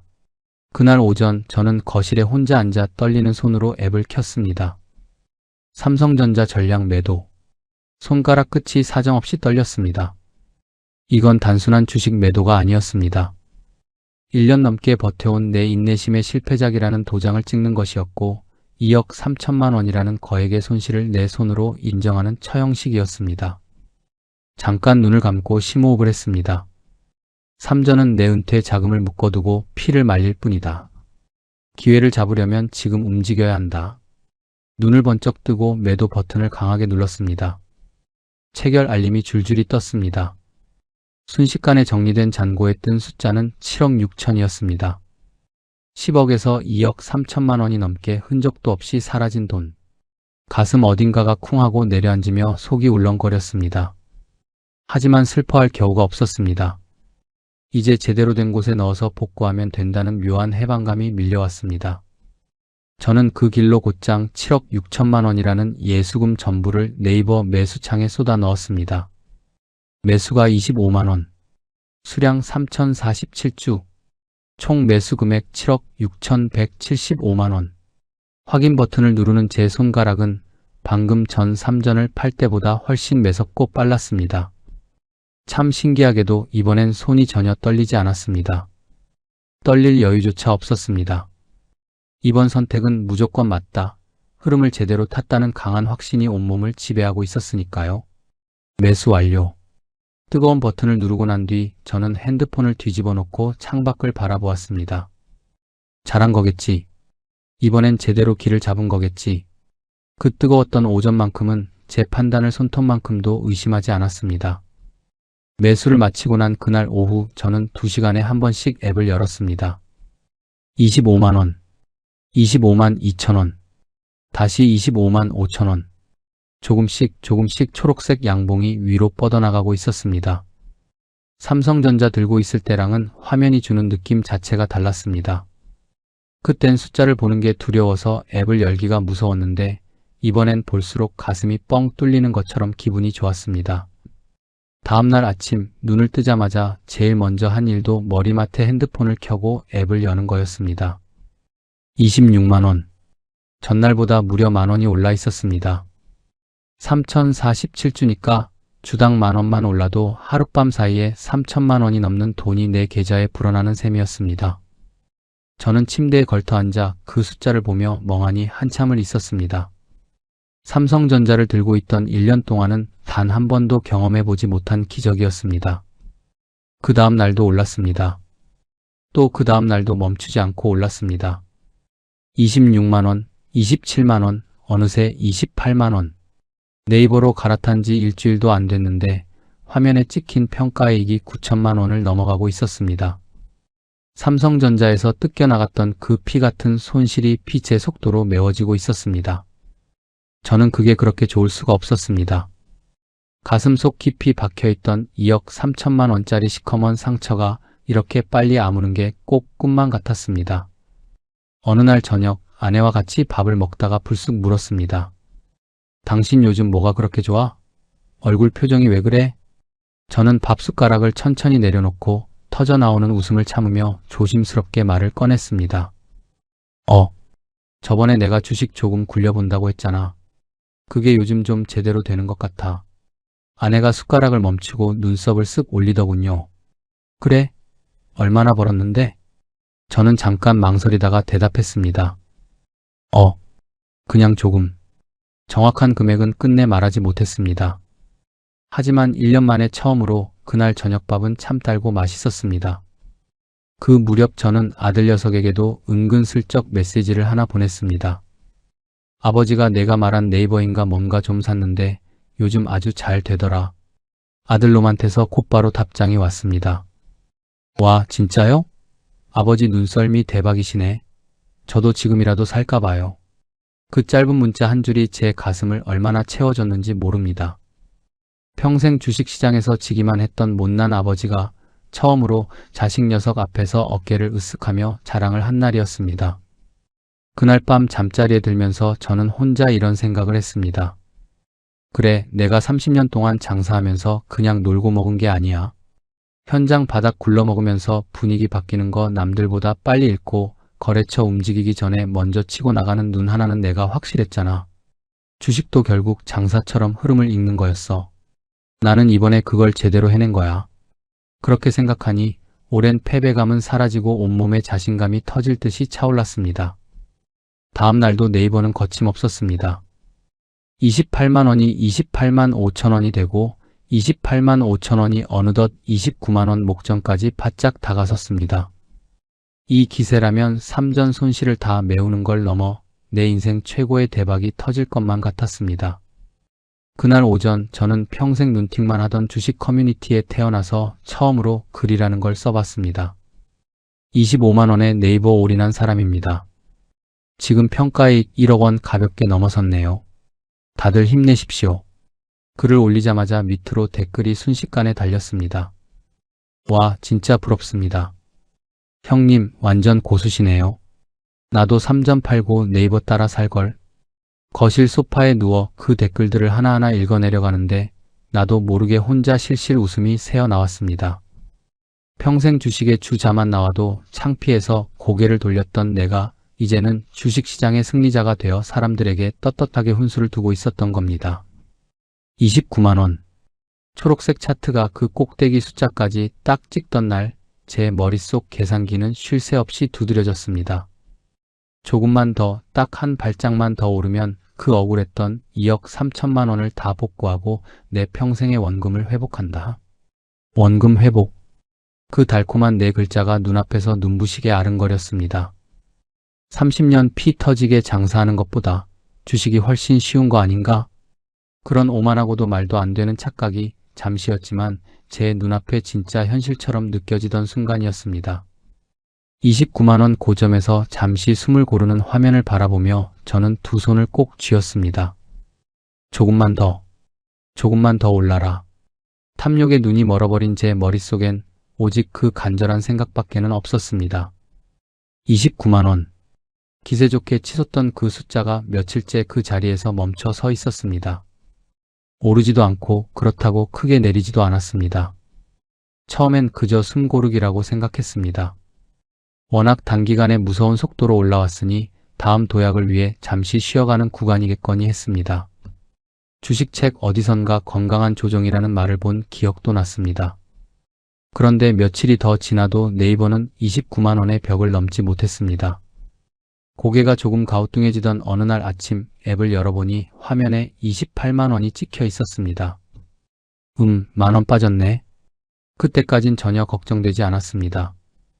불과 며칠 전까지 내 계좌엔 1억에 가까운 수익이 찍혀 있었으니까요. 10,000원 정도의 등락은 대수롭지 않게 넘겼습니다.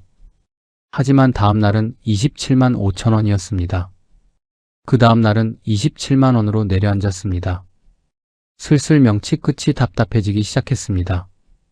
불안한 마음에 주식 커뮤니티를 열었습니다. 불과 일주일 전만 해도 무조건 40만 원 간다는 찬양 글로 가득했던 네이버 주주방의 분위기는 싸늘하게 바뀌어 있었습니다. 외국인 이틀 연속 순매도로 전환, 29만 원 강력한 저항선에 걸려 단기 조정 진입, 차트상 과열을 시키는 구간. 저는 그 글들을 애써 찾아 읽으며 스스로를 달랬습니다. 그래, 차트 과열을 시키는 중이야. 잠깐 조정이 끝나면 다시 무섭게 튀어오를 거야. 하지만 잔인하게도 그 놈의 건강한 조정은 끝이 나질 않았습니다. 27만 원이던 주가가 26만 원이 되고 26만 원이 25만 5천 원으로 밀렸습니다. 마침내 제 매수가였던 25만 원이 턱 밑까지 바짝 다가왔습니다. 그때부터 다시 아침 밥숟가락이 모래알처럼 서글펐습니다. 삼성전자를 들고 피눈물을 흘렸던 1년의 기억이 촉새처럼 발목을 타고 스멀스멀 올라왔습니다. 설마 이번에도 또? 세차게 고개를 저으며 머릿속에 불길한 생각을 털어냈습니다. 삼전이랑 네이버는 다릅니다. 삼전은 무거워서 갇힌 거였고 네이버는 앞으로 인공지능인의 원의 미래 성장성이 확실하니까 이건 절대 그때와 같은 하락이 아닐 거라고 스스로를 다독이며 버텼습니다. 그리고 어느 날 아침 마침내 제 매수가와 현재가가 똑같은 숫자를 가리켰습니다. 평가손익 0원. 화면에 선명하게 찍힌 숫자 0을 바라보는데 참 기가 막히고 묘한 기분이 들었습니다. 불과 2주일 전에 9천만 원, 1억 넘게 벌었던 계좌가 하룻밤 꿈처럼 완벽한 원점으로 돌아와 있었습니다. 지금이라도 팔고 탈출해야 하나 하는 생각이 찰나의 순간 머릿속을 스쳤습니다. 하지만 도저히 팔 수가 없었습니다.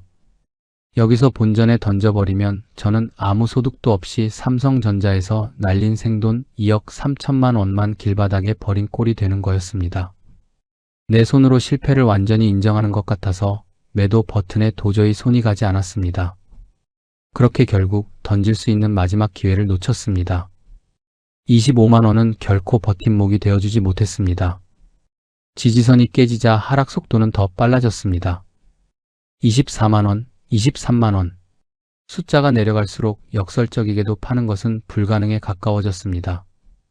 여기서 팔면 진짜로 내 30회의 자산이 또 한 번 토막나며 손해가 확정되는 것이니까요. 여기서 던지면 나는 세상에서 가장 멍청한 바보가 되는 거니까 차마 앱을 누를 수가 없었습니다. 결국 주가는 22만 원까지 밀려 내려갔습니다. 어느 날 밤 도저히 잠을 이루지 못하고 거실로 살금살금 걸어 나왔습니다. 불도 켜지 않은 캄캄한 어둠 속에서 소파에 홀로 앉아 창밖의 새벽 거리를 멍하니 바라보았습니다. 이 차가운 공기, 이 숨막히는 침묵. 너무나도 익숙한 풍경이었습니다. 삼성전자를 들고 속을 태우던 그 기나긴 1년. 매일 아침 눈을 뜨자마자 파란 마이너스 숫자를 확인하고 한숨 쉬다가 버티다 결국 절벽 끝에서 던져버렸던 그 지옥 같은 시간들. 그 짓이 지금 내 눈앞에서 똑같이 다시 시작되고 있었던 겁니다. 무대만 바뀌었을 뿐이었습니다. 삼성전자라는 무대에서 네이버라는 무대로. 내가 사면 떨어지고 내가 팔면 오른다는 그 잔인한 징크스가 이번에도 어김없이 제 목덜미를 낚아채고 작동하고 있었습니다.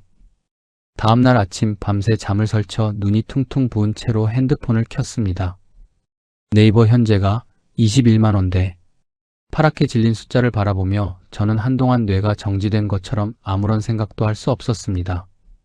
삼성전자를 버리고 네이버로 갈아탄 것도 잘못된 선택이었던 걸까? 아니면 내 인생의 타이밍이 이토록 지독하게 나쁜 걸까? 그것도 아니라면 나는 그냥 평생 주식이라는 걸 손대면 안 되는 저주받은 사람인 걸까? 꼬리에 꼬리를 무는 비참한 질문들이 머릿속에서 뒤엉켜 폭풍처럼 돌아갔지만 그 어디에도 답은 없었습니다.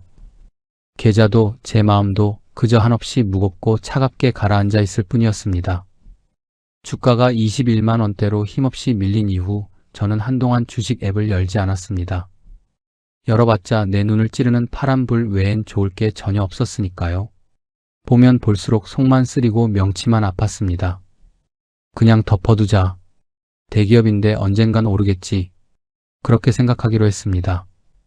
그렇게 또 무심히 계절이 바뀌었습니다. 네이버는 21만 원 언저리에서 지루하고 잔인한 횡보를 이어갔습니다. 딱히 더 떨어지지는 않았습니다. 그게 그나마 불행 중 다행이라면 다행이었을까요? 저는 그 긴 침묵 사이에서 조금씩 무감각해지고 있었습니다. 아침에 눈을 떠도 앱을 켜지 않는 날들이 늘어갔습니다. 열어봤자 달라진 게 없다는 걸 뻔히 알았고 그걸 매일 내 눈으로 확인하는 것 자체가 이제는 지치고 귀찮았습니다. 그냥 이렇게 사는 거구나. 주식이란 게 원래 내 뜻대로 안 되는 거구나. 그런 서글픈 체념이 마음의 자리를 잡았습니다. 하지만 진짜 잔인한 고통은 엉뚱한 곳에서 몰려왔습니다. 네이버는 안 보면 그만이었는데 제가 버린 삼성전자의 소식은 세상 어디를 가도 자꾸만 제 눈과 귀를 파고들었습니다. 뉴스를 켜도 유튜브를 봐도 포털 메인 화면에 들어가도 온통 그 이름뿐이었습니다. 삼성전자, 삼성전자, 삼성전자. 어디서든 그 유령 같은 이름이 저를 따라다녔습니다. 처음엔 일부러 고개를 돌렸습니다. 내가 이미 손절하고 나온 주식이다. 지나간 버스다. 봐봤자 마음만 피폐해진다고 스스로에게 최면을 걸었습니다. 그렇게 몇 달을 악으로 버텼습니다. 그러던 어느 날 오후 경제뉴스 기사의 굵은 헤드라인이 제 시선을 완전히 마비시켰습니다. 삼성전자 역대급 반도체 슈퍼사이클 본격화. 기관 외국인 매수세 폭발. 저는 숨이 턱 막혔습니다. 화면을 안 보려고 눈을 질끈 감았다가 결국 자석에 이끌리듯 기사를 클릭하고 말았습니다. 그리고 화면에 뜬 현재가를 보는 순간 제 손가락이 굳어버렸습니다. 15만 원. 제가 불과 몇 달 전 피눈물을 흘리며 6만 1,500원에 던졌던 그 주식이 거짓말처럼 15만 원이 되어 있었습니다. 2배가 훨씬 넘어 있었습니다. 심장이 쿵쾅거려 당장 화면을 끄고 싶었지만 머릿속 계산기는 멈추지 않았습니다. 그때 그 1만 2천 주를 그냥 들고 있었으면 지금쯤 얼마였을까? 계산하고 싶지 않아 괴로웠지만 손가락이 홀린 듯 계산기 앱을 두드리고 있었습니다. 15만 원 곱하기 1만 2천 주. 18억 원. 가만히만 있었어도 내 10억이 18억이 되어 있을 수 있었습니다. 저는 핸드폰을 엎어놓고 거실 천장을 바라보며 깊은 탄식을 내뱉었습니다. 하지만 그건 지옥의 시작일 뿐이었습니다. 그 뒤로도 삼성전자는 브레이크가 부서진 기차처럼 멈추지 않고 폭주했습니다. 18만 원, 20만 원, 25만 원. 볼 때마다 앞자리가 바뀌어 있었습니다. 20만 원을 넘어설 무렵부터는 의도적으로 눈을 감고 시세를 찾아보지 않으려 발버둥 쳤습니다. 알면 알수록 정말 미쳐버릴 것 같았으니까요. 그런데 세상은 저를 가만히 내버려 두지 않더군요. 어느 날 오후 예전에 나와 비슷한 시기에 사업을 정리했던 오래된 거래처 사장님에게서 전화가 왔습니다. 오랜만에 얼굴이나 보자며 밥을 먹자는 거였죠. 며칠 후 마주한 저녁 자리에서 소주를 연거푸 들이켜던 그 사장님이 껄껄 웃으며 제 어깨를 쳤습니다. 야, 김 사장. 나 이번에 삼성전자로 대박났어. 자네 기억하지? 내가 예전에 3전 배당이나 받으려고 사뒀다고 했던 거. 그거 그냥 묻어두고 가만히 들고만 있었더니 지금 3배가 넘게 뛰었더라고. 야, 이게 진짜 주식이네, 주식이야. 저는 입꼬리를 억지로 끌어올리며 아이고, 정말 잘 됐네요 라고 했습니다. 제가 할 수 있는 말은 그게 전부였습니다. 술자리가 끝날 때까지 억지로 웃으며 장단을 마쳤습니다. 그 사장님은 제가 3전을 팔았다는 걸 꿈에도 몰랐으니까요. 그 주식을 1년 넘게 버티다가 가장 바닥에서 던져버리고 네이버로 갈아탔다는 걸 알 리가 없었으니까요. 집으로 돌아오는 차 안에서 저는 단 한마디도 입을 열지 않았습니다. 아내가 옆에서 당신 왜 그래? 어디 몸이 아파?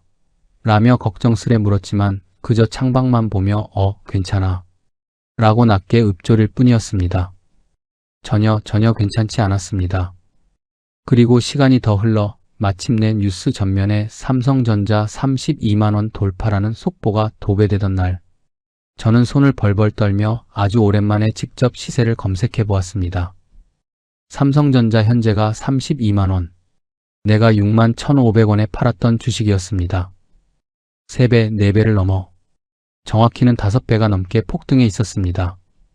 1만 2천주 곱하기 32만원, 38억 4천만원. 내 30해의 눈물이 녹아있던 그 10억이 가만히만 두었어도 38억이라는 거대한 거금이 되어 있을 수 있었습니다. 숫자를 확인한 순간 저는 핸드폰을 소파 저 멀리 던져버렸습니다. 온몸에 힘이 다 빠져나가 손가락 하나 움직이고 싶지 않았습니다. 반면 지금 내 초라한 계좌는 어떤가요? 네이버 21만원대, 평가 손실 마이너스 1억 2천만원, 3전을 버텼으면 38억의 자산가, 눈 돌려 갈아탔더니 마이너스 1억 2천의 패배자. 그 잔인한 대조가 너무나도 선명해서 순간 눈앞이 하얘지고 숨이 쉬어지지 않았습니다. 그날 저녁 저는 밥을 단 한 숟가락도 뜨지 못했습니다. 아내가 제 밥그릇을 걱정스레 쳐다보며 물었습니다. 왜 그래? 밥을 왜 안 먹어?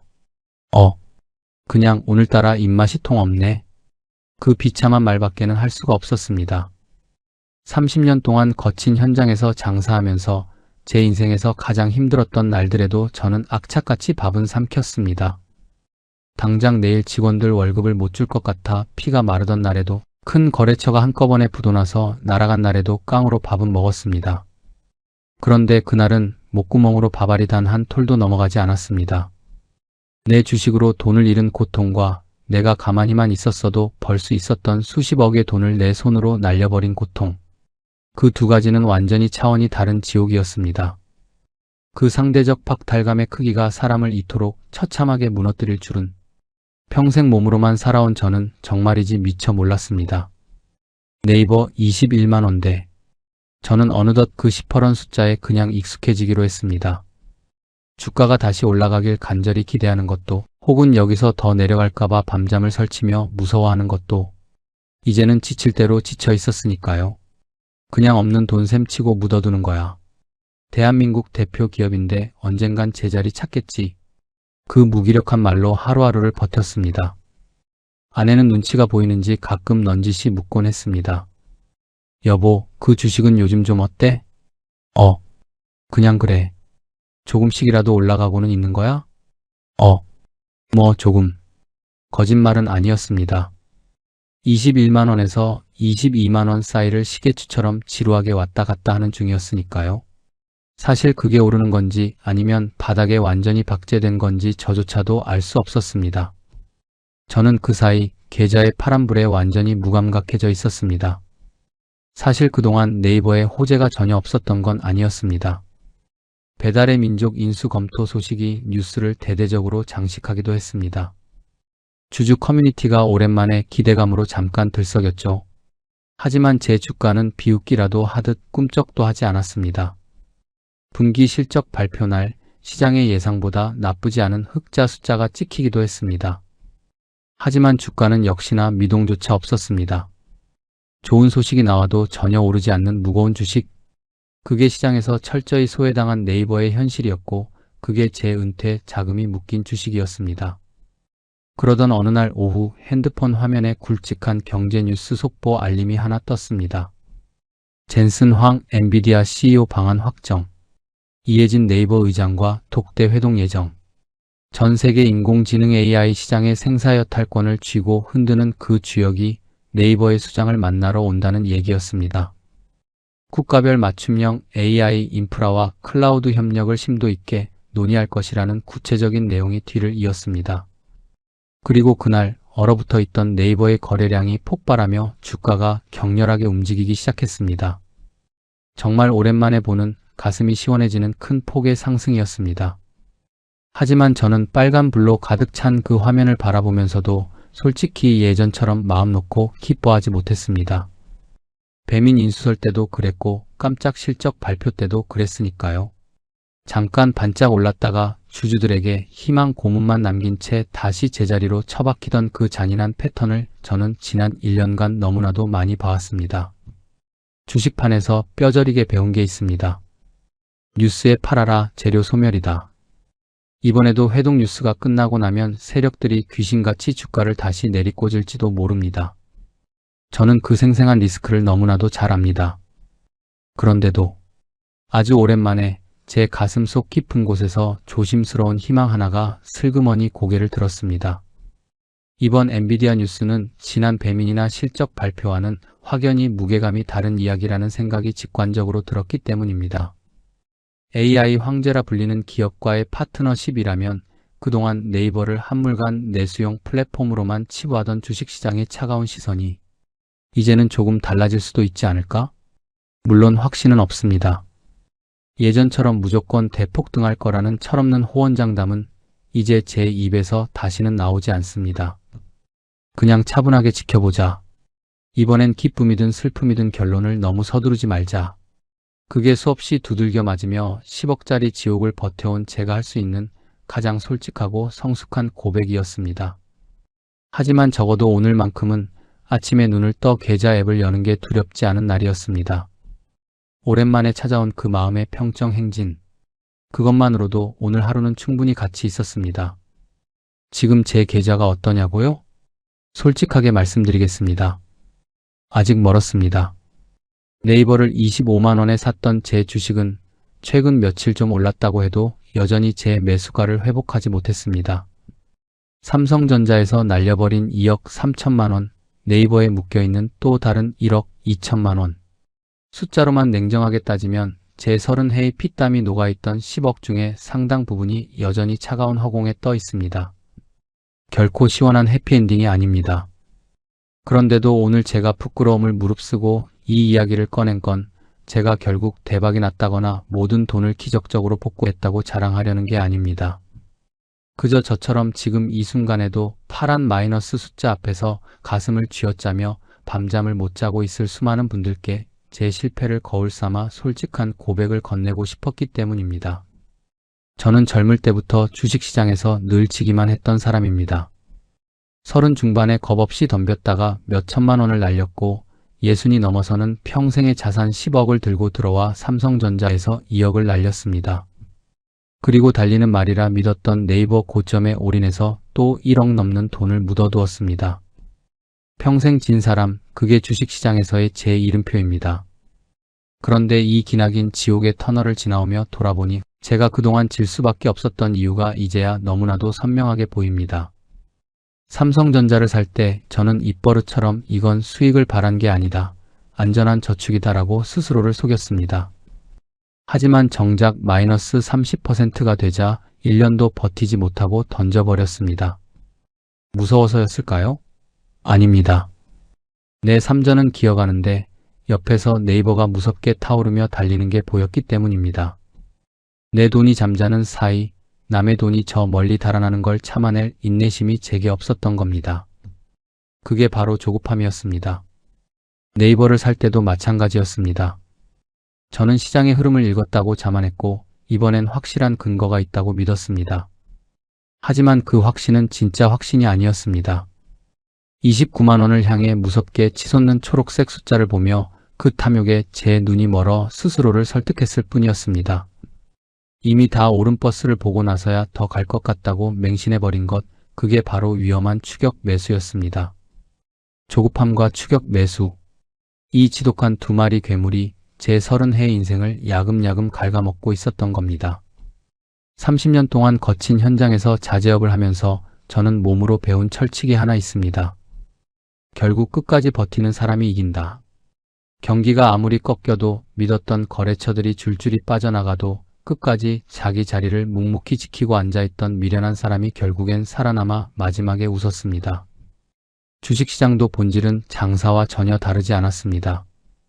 제가 2억 3천을 날리며 던져버린 삼성전자는 결국 오랜 시간이 지나 무섭게 치솟아 32만 원이 되었습니다. 삼성전자가 잘못된 게 아니라 제 조급함이 그 시간을 버텨내지 못했을 뿐이었습니다. 이 영상을 보고 계신 분들 중에도 아마 저와 똑같은 마음의 병을 앓고 계신 분들이 많을 겁니다. 어딘가에 길게 물려 지쳐 계신 분, 옆방에서 다른 종목들이 상한가 치는 게 보여서 당장이라도 갈아타고 싶어 손가락이 근질거리는 분, 오래 기다렸는데도 도무지 내 차례는 오지 않아 다 던져버리고 시장을 떠나고 싶은 분. 그 마음 제가 누구보다 잘 압니다. 저 역시 그 지독한 마음에 지고 말았던 패배자이니까요. 물론 저는 아직도 현재 진행형입니다. 네이버에서 멋지게 탈출한 것도 아니고 손실을 마법처럼 복구한 것도 아닙니다. 그러나 단 한 가지 예전의 저와 확실하게 달라진 점이 있습니다. 이제 저는 조급해하지 않습니다. 이번 엔비디아 뉴스로 주가가 올라와 주면 감사한 일이고, 만약 시장이 더 오랜 기다림을 요구한다면 기꺼이 묵묵하게 내 자리를 지키며 기다리겠습니다. 적어도 이번에는 계좌의 파란 숫자와 주변의 소음에 흔들려 내 소중한 자산을 헐값에 던져버리는 바보 같은 짓은 하지 않을 겁니다. 남들이 흔들릴 때 묵묵히 내 가치를 믿고 버텨내는 것, 그 자체가 이미 위대한 실력이라는 것을 이제는 뼛속 깊이 깨달았기 때문입니다. 30년 거친 현장을 버텨온 한 사람이 주식시장이라는 거대한 사막에서 가장 비싼 값을 치르고 뒤늦게 배운 교훈입니다.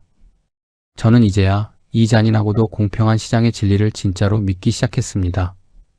여러분의 계좌에도 제 계좌에도 묵묵히 견뎌낸 시간만큼 따뜻한 봄날이 찾아오기를 조심스럽게 응원하겠습니다. 힘내십시오. 여러분의 일상이 늘 온전히 평온하시길 바라며 귀한 시간 내어 끝까지 함께 해주셔서 진심으로 고맙습니다.